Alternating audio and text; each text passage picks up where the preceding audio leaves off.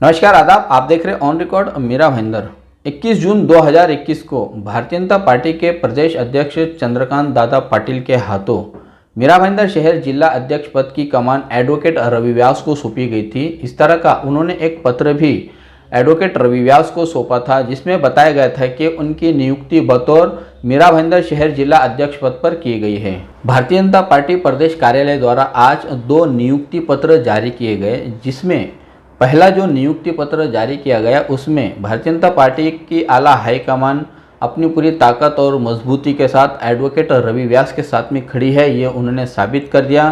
Advocate Ravi व्यास को दोबारा से 3.5 महीने के बाद में जिला अध्यक्ष पद का नियुक्ति पत्र सौंपा गया। वहीं दूसरी तरफ एक्स एमएलए नरेंद्र मेहता की भी सूद लेते हुए भारतीय जनता पार्टी के प्रदेश अध्यक्ष चंद्रकांत दादा पाटिल द्वारा एक नियुक्ति पत्र जारी किया गया, जिसमें एक्स एमएलए नरेंद्र मेहता को प्रदेश सचिव की नियुक्ति की गई है। इस तरह का एक पत्र जारी हुआ है। एक्स एमएलए नरेंद्र मेहता को जब अपनी नियुक्ति के बारे में पता चला कि उन्हें प्रदेश ने सचिव बनाया है, उन्हें स्टेट में जाकर काम करना होगा, तो उन्होंने इस पद को लेने से इनकार कर दिया और उन्होंने साफ तौर से बयान दिया है कि वो ये पद नहीं ले सकते हैं। उनकी जो पहले से मांग चली आ रही है, उनके कार्यकर्ताओं की और उनके समर्थकों की जो मांग चली आ रही है कि जिला अध्यक्ष बदला जाए, एडवोकेट रवि व्यास की जगह किसी और को बनाया जाए, वो इस मांग पर आज भी कायम है। और जब तक पार्टी कार्यालय से बड़े नेता यहां आकर कोई ठोस निर्णय नहीं लेते हैं, तब तक वो पद नहीं लेंगे। इस तरह का बयान भी एक्स एमएलए नरेंद्र मेहता ने जारी किया है। एडवोकेट रवि व्यास के साथ में पार्टी आला हाईकमान खड़ी है। वही दूसरी तरफ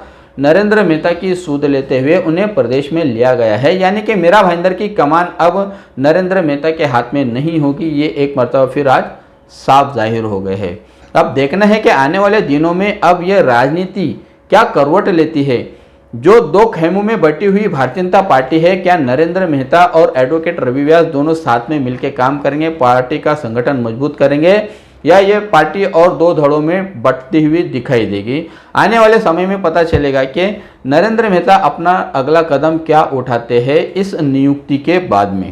मैंने कहा कि क्योंकि अल्टीमेटली मेरे पद की कभी बात ही नहीं थी ना, ठीक है, पार्टी को लगा, उन्होंने मुझे दिया, उसका दिल से सम्मान है, ये मेरे लिए गौरव की बात है।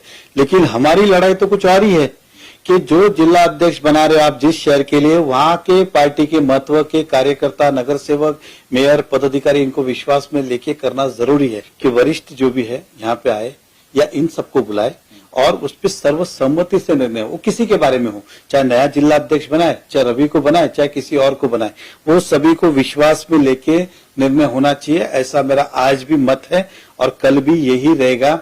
जो हमारे स्थानीय कार्यकर्ता, नगर सेवक का मत रहेगा, वही मेरा मत रहने वाला है। फिलहाल मैं सचिव पद को स्वीकारता नहीं हूँ। धन्यवाद। बढ़ता हूँ मैं अगली दूसरी बड़ी खबर के तरफ के 29 सितंबर शाम 6:10 पे कस्तूरबा पुलिस स्टेशन के अंतर्गत आने वाले संजय गांधी नेशनल पार्क के परिसर में मीरा भाईंदर महानगर पालिका के PWD के एग्जीक्यूटिव इंजीनियर दीपक खांबित पर जो जानलेवा हमला हुआ था, उन हमलावरों को और उन षड्यंत्रकारियों को कस्तूरबा पुलिस थाने ने गिरफ्तार कर लिया है। इस पूरे मामले में पुलिस ने करीब 6 लोगों को गिरफ्तार कर लिया है। मुंबई पुलिस कमिश्नर हेमंत नगराले ने एक प्रेस कॉन्फ्रेंस लेकर इस हमले की पूरी साजिश का पर्दाफाश किया है। मुंबई पुलिस कमिश्नर हेमंत नगराले के मुताबिक मीरा भाईंदर महानगर पालिका के ही नगर रचना विभाग यानी टाउन प्लानिंग डिपार्टमेंट में ही काम करने वाले श्री कृष्ण मोहिते और यशवंत देशमुख ने 20 लाख रुपए में ये सुपारी दी थी, जिसमें से 10 लाख रुपए बतौर एडवांस दिया गया था। टोकन के रूप में अमित सिन्हा और बब्बू खान को 10 लाख रुपए दिए गए थे।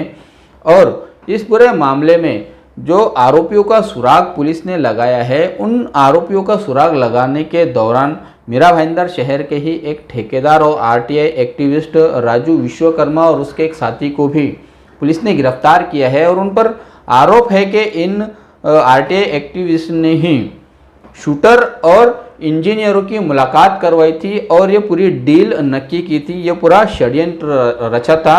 इस तरह की जानकारी हेमंत नगराले ने दी है।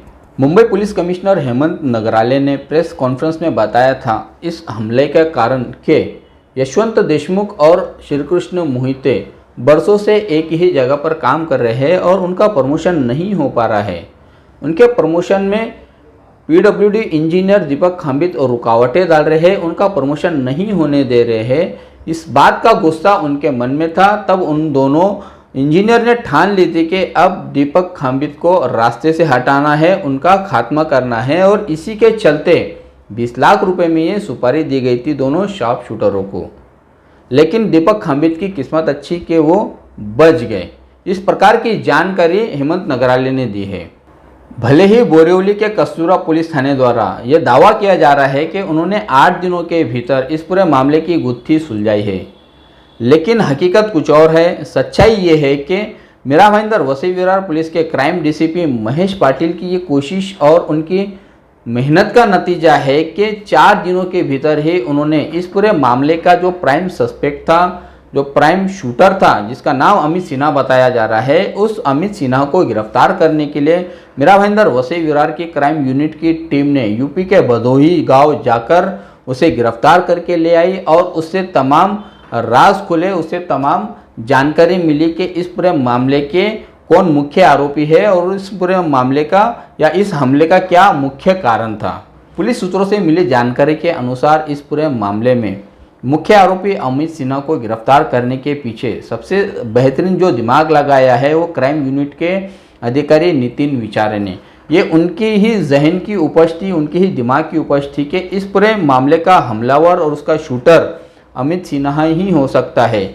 इसे पुख्ता बनाने के लिए सैकड़ों सीसीटीवी खंगाले गए, कॉल डेटा इकट्ठा किया गया, करीब 2.5 से 3 महीने का कॉल डेटा उसका एनालिसिस किया गया, उसकी छानबीन की गई, दर्जनों जो कॉल थे वो कॉलों को खंगाला गया, तब कहीं जाकर मुख्य आरोपी पर पुलिस ने हाथ डाला है और आज वो जेल की सलाखों के पीछे है। इस पूरे कांड के जो मास्टरमाइंड थे यशवंत देशमुख और श्री कृष्ण मोहिते, इन्होंने जो 20 लाख रुपए की सुपारी दी थी, जिसमें से 10 लाख रुपए टोकन के तौर पर राजू विश्वकर्मा के माध्यम से दिए गए थे इन दोनों शूटरों को। इस तरह की बात भी सूत्रों से हमें पता चली है।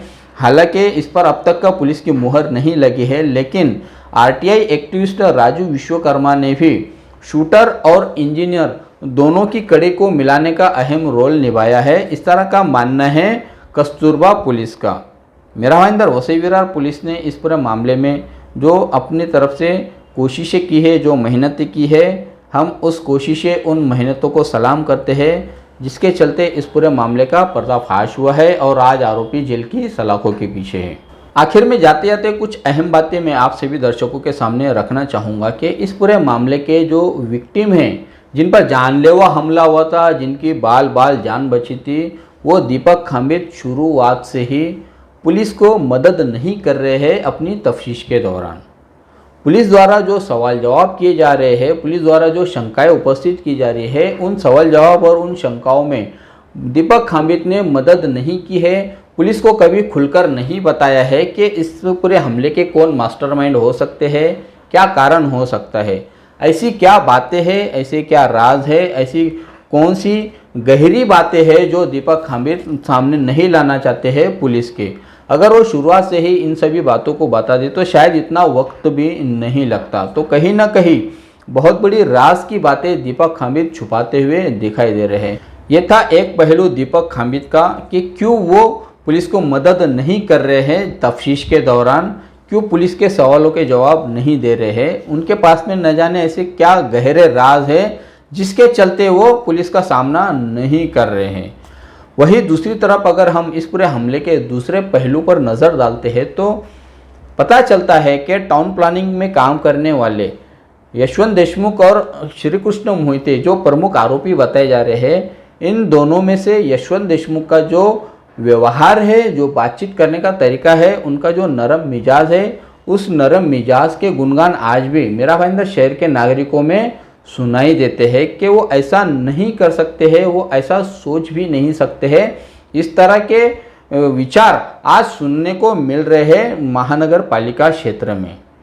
ये जो दो मुख्य आरोपी है, जिनमें यशवंत देशमुख और श्री कृष्ण मोहिते हैं, इन पर भ्रष्टाचार के आरोप तो कभी लगते हुए हमें दिखाई नहीं दिए।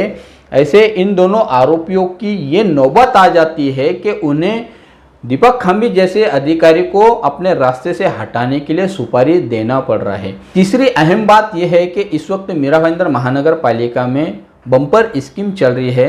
जो भ्रष्ट और दागी अधिकारी है उन अधिकारियों को प्रमोशन मिल रहे हैं, जिन्हें एंटी करप्शन ब्यूरो ने रंगे हाथ लाखों रुपए लेते हुए गिरफ्तार किया है। उन भ्रष्ट अधिकारियों को मनपा प्रशासन द्वारा प्रमोशन दिया जा रहा है, उन्हें अपने मर्जी के मुताबिक उनका तबादला किया जा रहा है। वही दूसरी तरफ अगर हम एक ये पैमाना देखते हैं कि यशवंत देशमुख और श्री कृष्ण मोहिते पर ऐसी नौबत क्यों आई कि उन्हें आज दीपक खाम्बी जैसे अधिकारी को अपने रास्ते से हटाने के लिए सुपारी देना पड़ी।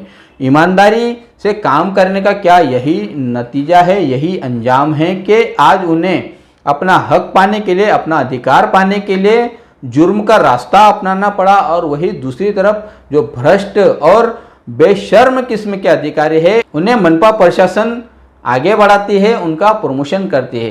तो ये दो पैमाने हमारे मीरा भाईंदर शहर में भी आज साफ दिखाई दे रहे हैं। इस जानलेवा हमले के पीछे क्यों ऐसी नौबत आन पड़ी यशवंत देशमुख और श्री कृष्ण मोहिते पे, न जाने और ऐसे कितने श्री कृष्ण देशमुख और यशवंत मोहिते आज भी मीरा भाईंदर महानगर पालिका में काम कर रहे हैं, जो दबे और कुचले जिन्हें कहा जा सकता है। उन पर अन्याय हुआ है, उनके साथ में गलत हुआ है। बहरहाल जुर्म तो जुर्म है, गुनाह का रास्ता कभी साफ नहीं हो सकता है।